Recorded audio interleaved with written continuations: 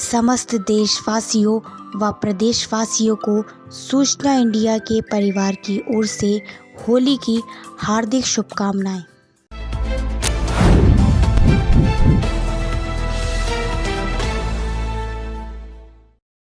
मेरे प्यारे देशवासियों, नमस्कार। इस बार जब मैं मन की बात के लिए जो भी चिट्ठियां आती हैं, कमेंट्स आते हैं, भांति भांति के इनपुट मिलते हैं, जब उनकी तरफ नज़र दौड़ा रहा था तो कई लोगों ने एक बड़ी महत्वपूर्ण बात याद की। माई गॉव पर आर्यन श्री, बेंगलुरु से अनूप राव, नोएडा से देवेश, ठाणे से सुजीत, इन सभी ने कहा, मोदी जी इस बार मन की बात का 75वां एपिसोड है, इसके लिए आपको बधाई। मैं आपका बहुत बहुत धन्यवाद करता हूं कि आपने इतनी बारीक नज़र से मन की बात को फॉलो किया है और आप जुड़े रहे हैं। ये मेरे लिए बहुत ही गर्व का विषय है, आनंद का विषय है। मेरी तरफ से भी आपका तो धन्यवाद है ही है। मन की बात के सभी श्रोताओं का आभार व्यक्त करता हूं, क्योंकि आपके साथ के बिना ये सफर संभव ही नहीं था। ऐसा लगता है मानो ये कल की ही बात हो, जब हम सभी ने एक साथ मिलकर ये वैचारिक यात्रा शुरू की थी।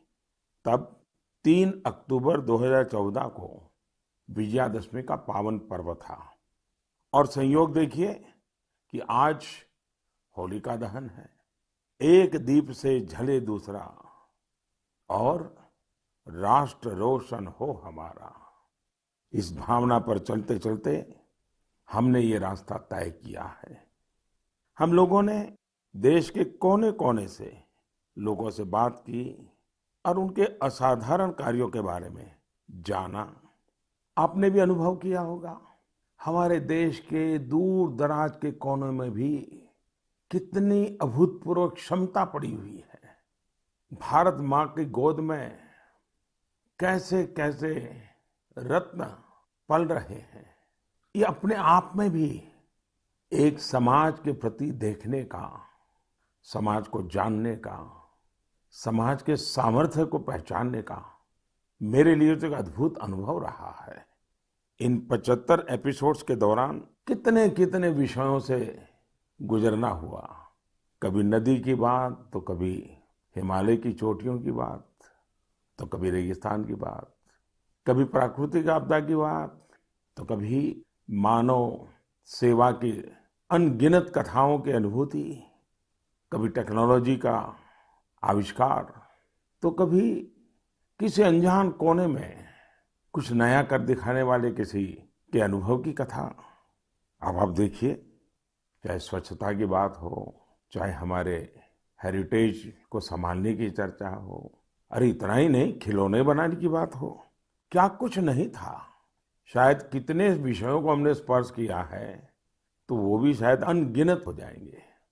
इस दौरान हमने समय समय पर महान विभूतियों को श्रद्धांजलि दी, उनके बारे में जाना, जिन्होंने भारत के निर्माण में अतुलनीय योगदान दिया है। हम लोगों ने कई वैश्विक मुद्दों पर भी बात की, उनसे प्रेरणा लेने की कोशिश की है।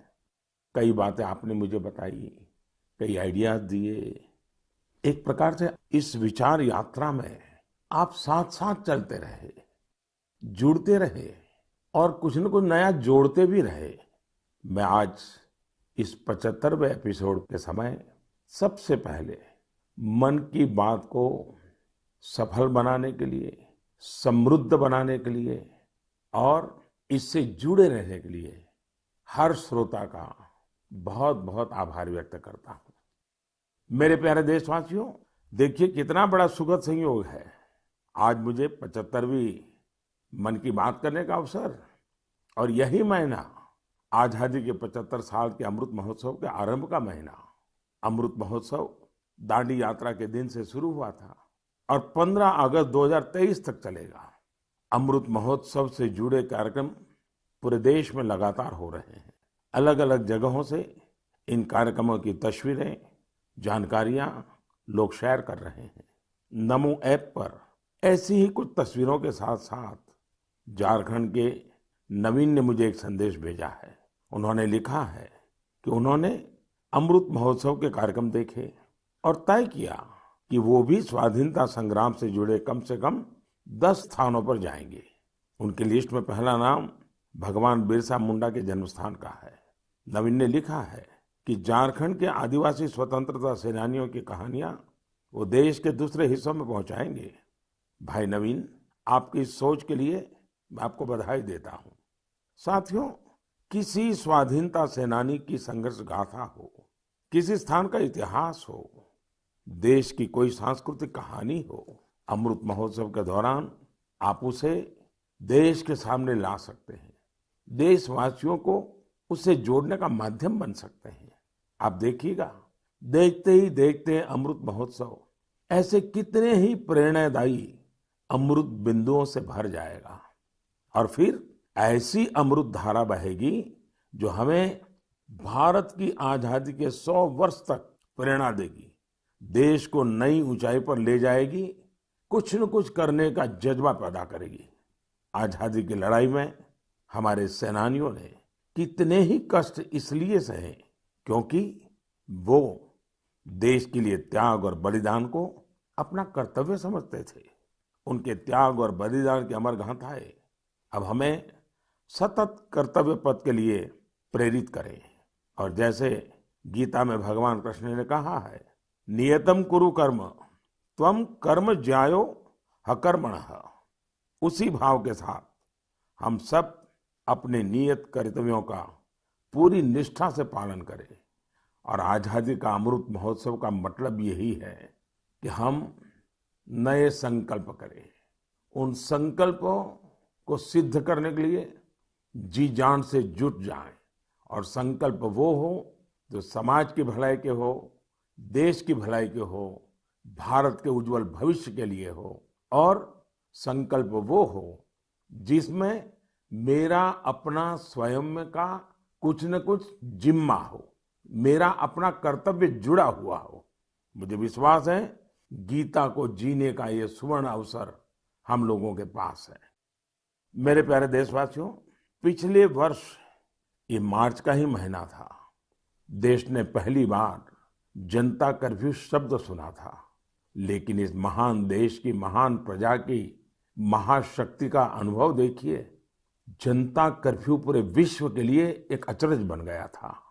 अनुशासन का ये अभूतपूर्व उदाहरण था। आने वाली पीढ़ियां इस एक बात को लेकर के जरूर गर्व करेगी। उसी प्रकार से हमारे कोरोना वॉरियर्स के प्रति सम्मान, आदर, थाली बजाना, ताली बजाना, दिया जलाना, आपको अंदाज नहीं है कोरोना वॉरियर्स के दिल को कितना छू गया था वो। और वही तो कारण है जो पूरी साल भर वे बिना थके, बिना रुके डटे रहे, देश के एक एक नागरिक की जान बचाने के लिए जी जान से जूझते रहे। पिछले साल इस समय सवाल था कि कोरोना की वैक्सीन कब तक आएगी। साथियों, हम सबके लिए गर्व की बात है कि आज भारत दुनिया का सबसे बड़ा वैक्सीनेशन प्रोग्राम चला रहा है। वैक्सीनेशन प्रोग्राम के तस्वीरों के बारे में मुझे भुवनेश्वर के पुष्पा शुक्ला जी ने लिखा है।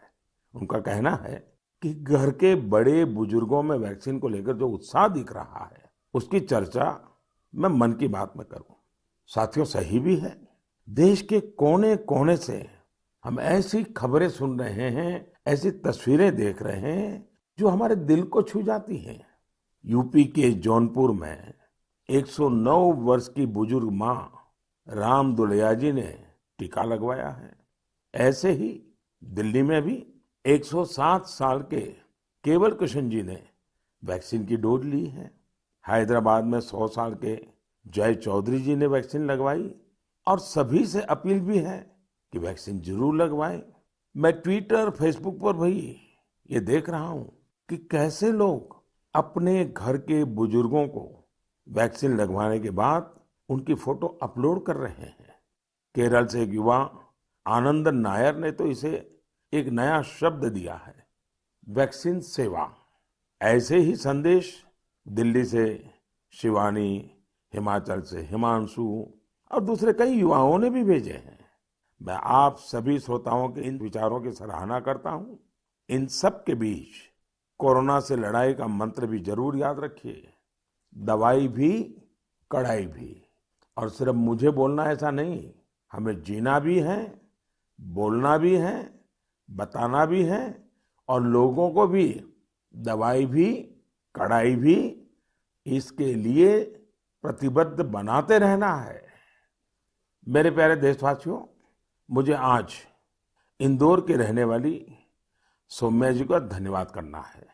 उन्होंने एक विषय के बारे में मेरा ध्यान आकर्षित किया है और इसका जिक्र मन की बात में करने के लिए कहा है।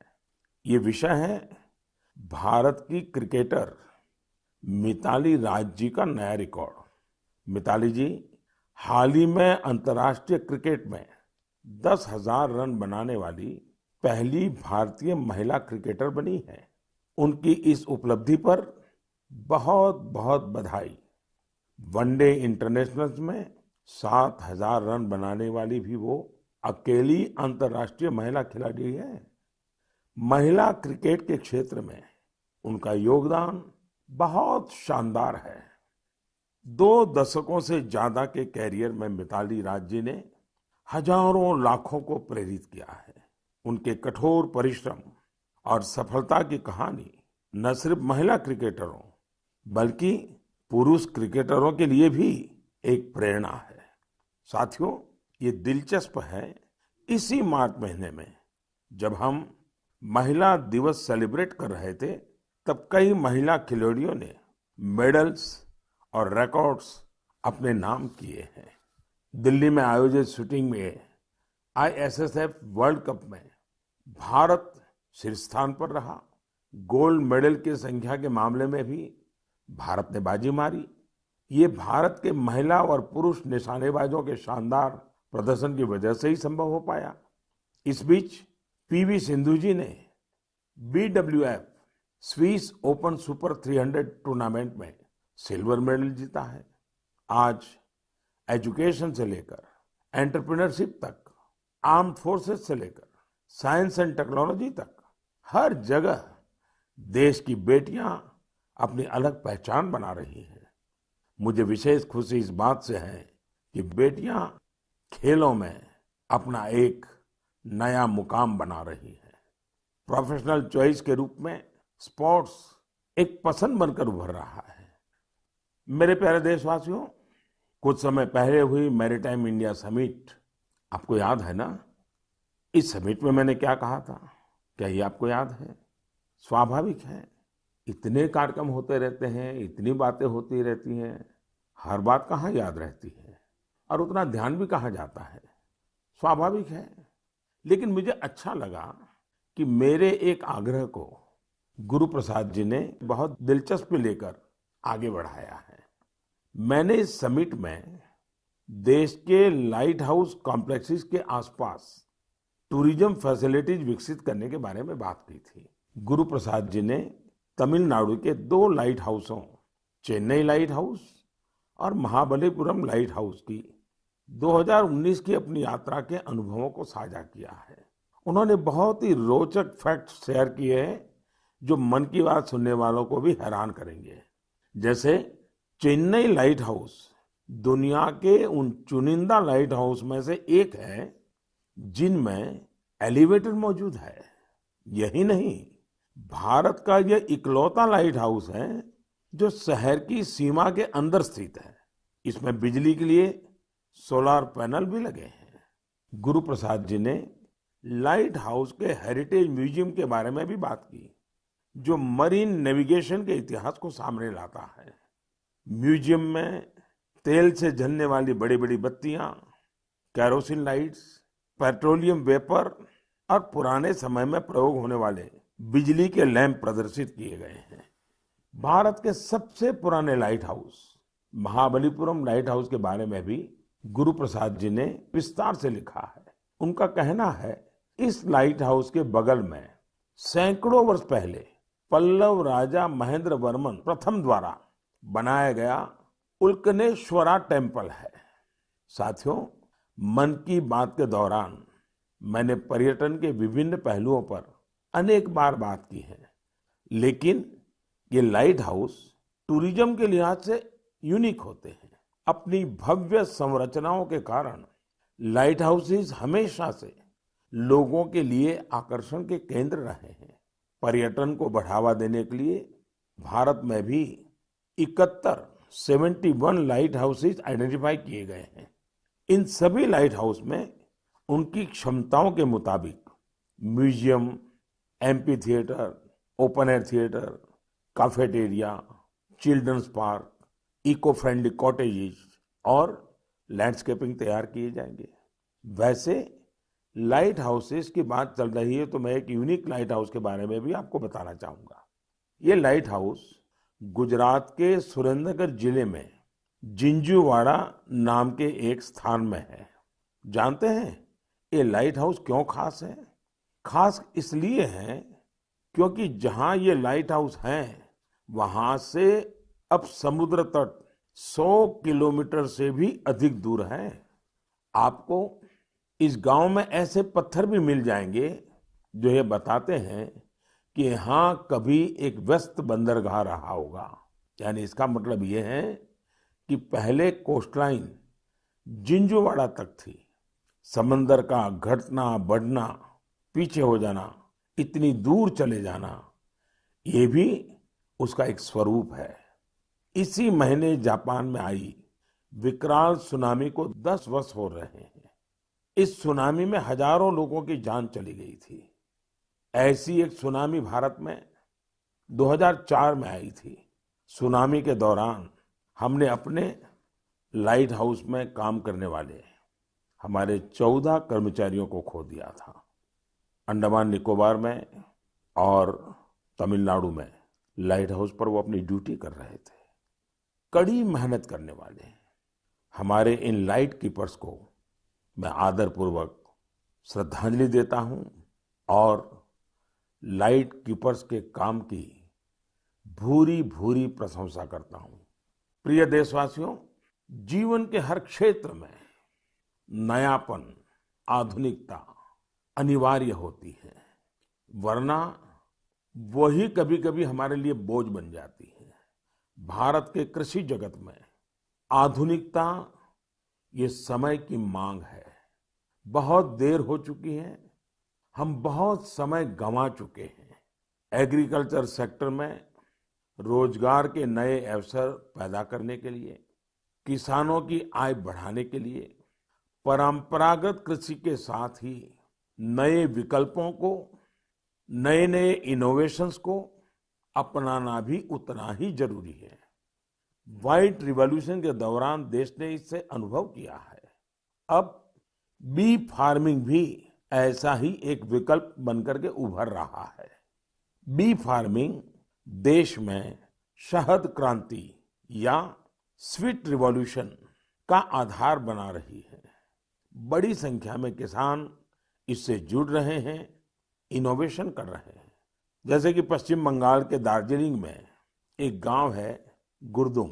पहाड़ों की इतनी ऊंचाई, भौगोलिक दिक्कतें, लेकिन यहाँ के लोगों ने हनी बी फार्मिंग का काम शुरू किया और आज इस जगह पर बने शहद की, मधु की अच्छी मांग हो रही है। इससे किसानों की आमदनी भी बढ़ रही है।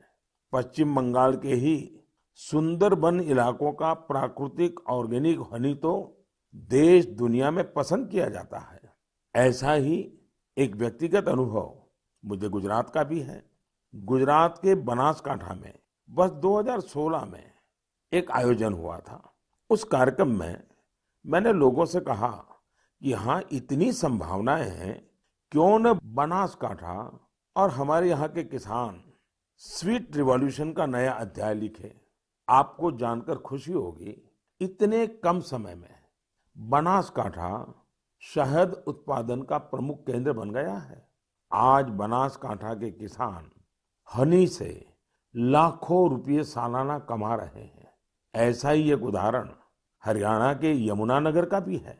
यमुनानगर में किसान बी फार्मिंग करके सालाना कई 100 टन शहद पैदा कर रहे हैं, अपनी आय बढ़ा रहे हैं।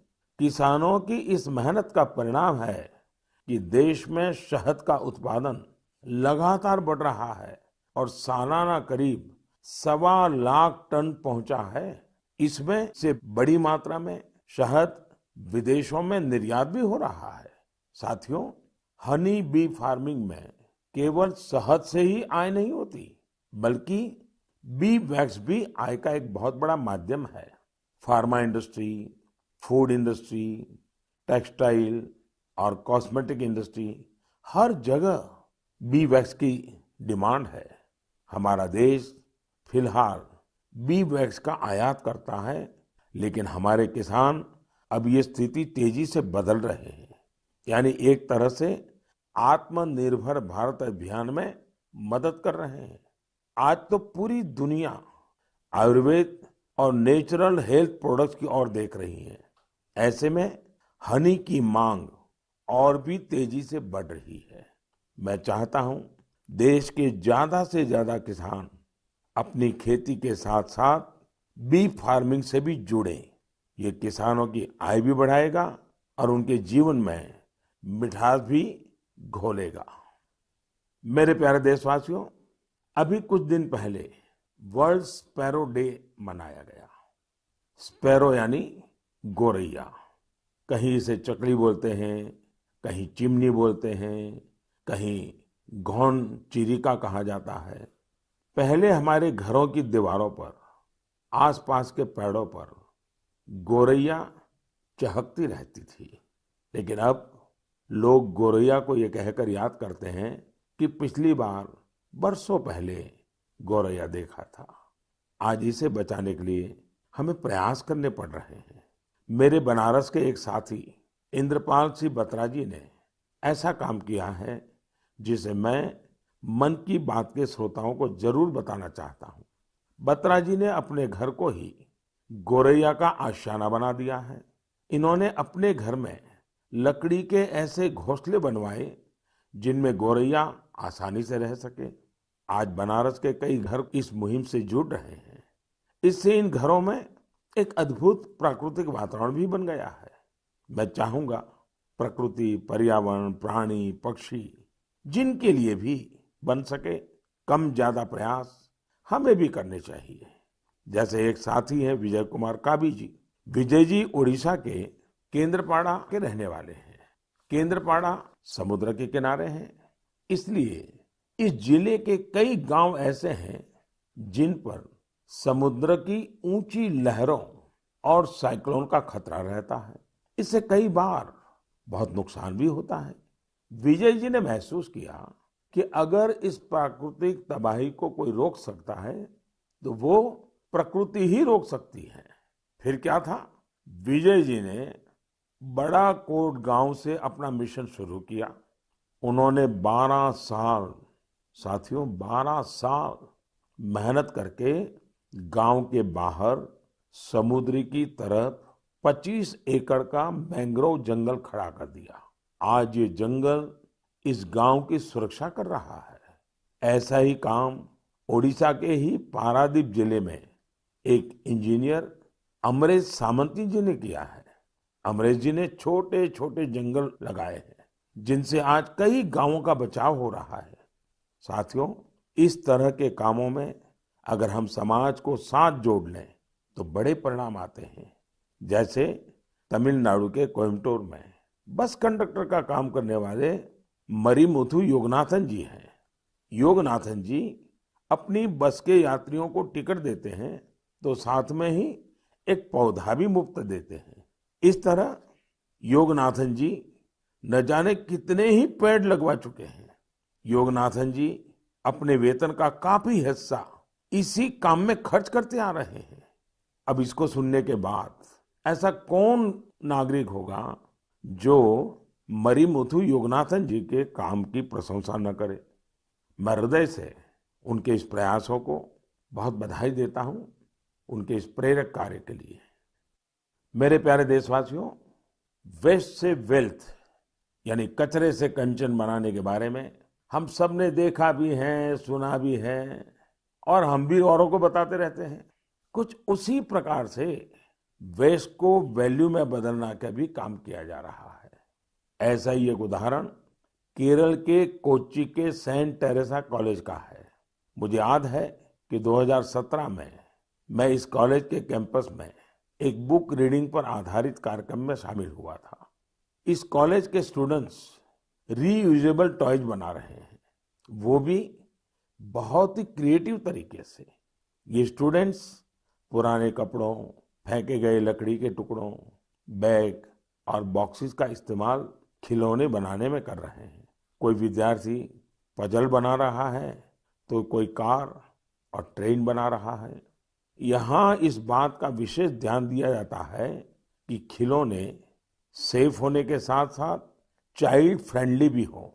और इस पूरे प्रयास की एक अच्छी बात ये भी है कि ये खिलौने आंगनवाड़ी बच्चों को खेलने के लिए दिए जाते हैं। आज जब भारत खिलौनों की मैन्युफैक्चरिंग में काफी आगे बढ़ रहा है, तो वेस्ट से वैल्यू के ये अभियान, ये अभिनव प्रयोग बहुत मायना रखते हैं। आंध्र प्रदेश के विजयवाड़ा में एक प्रोफेसर श्रीनिवास पदकांडला जी हैं। वे बहुत ही रोचक कार्य कर रहे हैं। उन्होंने ऑटोमोबाइल मेटल स्क्रैप से स्कल्पचर्स बनाए हैं। उनके द्वारा बनाए गए विशाल स्कल्पचर्स सार्वजनिक पार्कों में लगाए गए हैं और लोग उन्हें बहुत उत्साह से देख रहे हैं। इलेक्ट्रॉनिक और ऑटोमोबाइल वेस्ट की रिसाइकलिंग का यह एक अभिनव प्रयोग है। मैं एक बार फिर कोच्चि और विजयवाड़ा के इन प्रयासों की सराहना करता हूं और उम्मीद करता हूं कि और लोग भी ऐसे प्रयासों में आगे आएंगे। मेरे प्यारे देशवासियों, भारत के लोग दुनिया के किसी कोने में जाते हैं तो गर्व से कहते हैं कि वो भारतीय हैं। हम अपने योग, आयुर्वेद, दर्शन, न जाने क्या कुछ नहीं है हमारे पास, जिसके लिए हम गर्व करते हैं, गर्व की बातें करते हैं। साथ ही अपनी स्थानीय भाषा, बोली, पहचान, पहनाव, खान पान, उसका भी गर्व करते हैं। हमें नया तो पाना है और वही तो जीवन होता है, लेकिन साथ साथ पुरातन गंवाना भी नहीं है।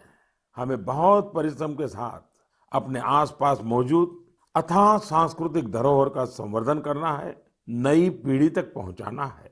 यही काम आज असम के रहने वाले सिकारी टिस्सौ बहुत ही लगन के साथ कर रहे हैं। कार्बी आंगलोंग जिले के सिकारी टिस्सौ जी पिछले 20 सालों से कार्बी भाषा का डॉक्यूमेंटेशन कर रहे हैं। किसी जमाने में, किसी युग में कार्बी आदिवासी भाई बहनों की भाषा कार्बी आज मुख्य धारा से गायब हो रही है। श्रीमान सिकारी टिस्सौ जी ने तय किया था कि अपनी इस पहचान को बचाएंगे और आज उनके प्रयासों से कार्बी भाषा की काफी जानकारी डॉक्यूमेंटेड हो गई है। उन्हें अपने इन प्रयासों के लिए कई जगह प्रशंसा भी मिली है और अवार्ड भी मिले हैं। मन की बात के द्वारा श्रीमान सिकारी टिस्सौ जी को मैं तो बधाई देता ही हूँ, लेकिन देश के कई कोने में इस प्रकार से कई साधक होंगे जो एक काम लेकर के खपते रहते होंगे। मैं उन सबको भी बधाई देता हूँ। मेरे प्यारे देशवासियों, कोई भी नई शुरुआत यानी न्यू बिगिनिंग हमेशा बहुत खास होती है। न्यू बिगिनिंग का मतलब होता है न्यू पॉसिबिलिटीज, नए प्रयास, और नए प्रयासों का अर्थ है नई ऊर्जा और नया जोश। यही कारण है कि अलग अलग राज्यों और क्षेत्रों में एवं विविधता से भरी हमारी संस्कृति में किसी भी शुरुआत को उत्सव के तौर पर मनाने की परंपरा ही रही है। और ये समय नई शुरुआत और नए उत्सवों के आगमन का है। होली भी तो बसंत को उत्सव के तौर पर ही मनाने की एक परंपरा है। जिस समय हम रंगों के साथ होली मना रहे होते हैं, उसी समय बसंत भी हमारे चारों ओर नए रंग बिखेर रहा होता है। इसी समय फूलों का खिलना शुरू होता है और प्रकृति जीवंत हो उठती है। देश के अलग अलग क्षेत्रों में जल्द ही नया साल भी मनाया जाएगा, चाहे उगादी हो या पुथंडू, गुड़ी पड़वा हो या बिहू, नवरेह हो या पोइला, या फिर बोईशाख हो या बैसाखी। पूरा देश उमंग, उत्साह और नई उम्मीदों के रंग में सराबोर दिखेगा। इसी समय केरल भी खूबसूरत त्योहार विशु मनाता है। इसके बाद जल्द ही चैत्र नवरात्रि का पावन अवसर भी आ जाएगा। चैत्र महीने के 9वें दिन हमारे यहाँ रामनवमी का पर्व होता है। इसे भगवान राम के जन्मोत्सव के साथ ही न्याय और पराक्रम के एक नए युग की शुरुआत के रूप में भी माना जाता है। इस दौरान चारों ओर धूमधाम के साथ ही भक्ति भाव से भरा माहौल होता है, जो लोगों को और करीब लाता है, उन्हें परिवार और समाज से जोड़ता है, आपसी संबंधों को मजबूत करता है। इन त्योहारों के अवसर पर मैं सभी देशवासियों को शुभकामनाएं देता हूं। साथियों, इस दौरान 4 अप्रैल को देश ईस्टर भी मनाएगा। जीसस क्राइस्ट के पुनर्जीवन के उत्सव के रूप में ईस्टर का त्योहार मनाया जाता है।